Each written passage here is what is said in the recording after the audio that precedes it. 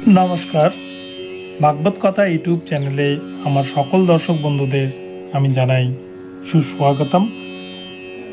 तो गतदिन आमी आपनादेर जन्य 36तम श्लोक अब्दि किन्तु व्यक्त करेछि कर्मयोगेर। आजके आमी गीतार कर्मयोगेर 37 থেকে 39तम श्लोक व्यक्त करते चलेछि। आपनारा सम्पूर्ण भिडियोटी देखुन। भिडियोटी सम्पूर्ण देखलेई किन्तु सठिक भावे संस्कृते उच्चारण सह तार पूर्णांग अनुवाद किभाबे करते हैं आपनारा किन्तु सहज सरल पद्धतिते ता शिखते पारबेन। तो चलुन ताहले आमरा देखे नेই जे भगवान श्रीकृष्ण 37 নম্বর श्लोके अर्जुनेर उद्देश्ये की बार्ता दिएছেন।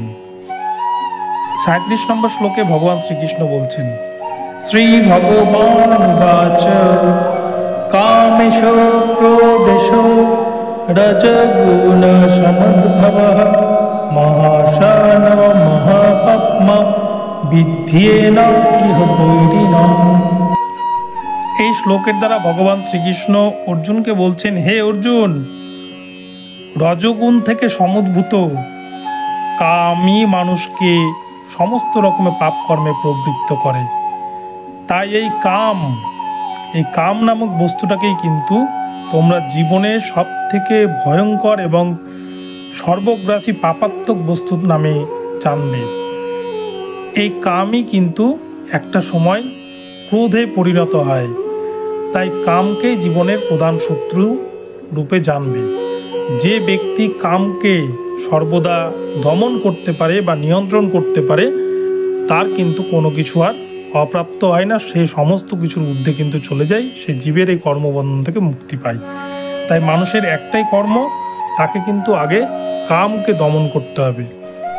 এবারে 38 নম্বর শ্লোকে ভগবান শ্রীকৃষ্ণ অর্জুনকে বলছেন, ধূমেনা প্রিয়তে বন্নি যথা দর্শমলেন চ যথল্লেনা মৃতগর্ভ তথা তেন দমাবৃতম।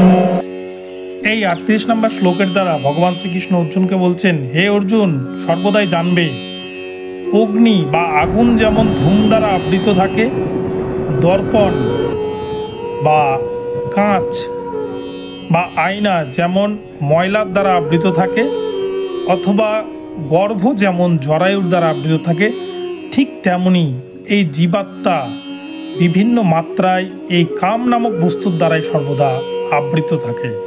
তাই একটা জিনিস সবসময় জানবে, ভালো জিনিসের উপর সবসময় কিন্তু ময়লা জমতে থাকে, আর সেই ময়লাটাকে পরিষ্কার করাটাই হচ্ছে জীবের একমাত্র কাজ। যে ব্যক্তি এই ময়লাকে পরিষ্কার করতে পারে সেই কিন্তু ঈশ্বর লাভ করতে পারে।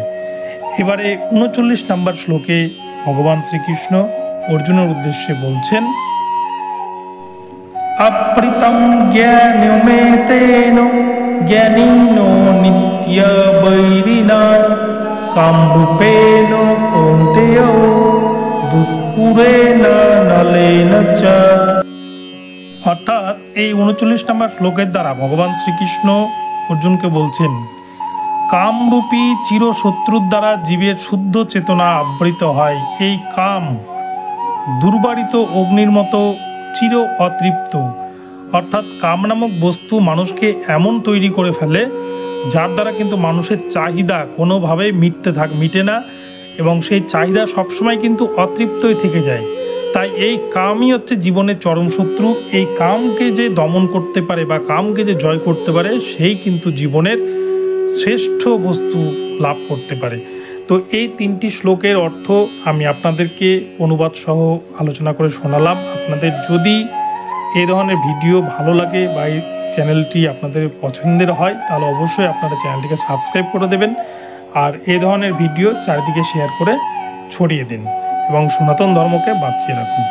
নমস্কার, আবারও পরবর্তীতে নতুন এরকম ভিডিও নিয়ে আসবো।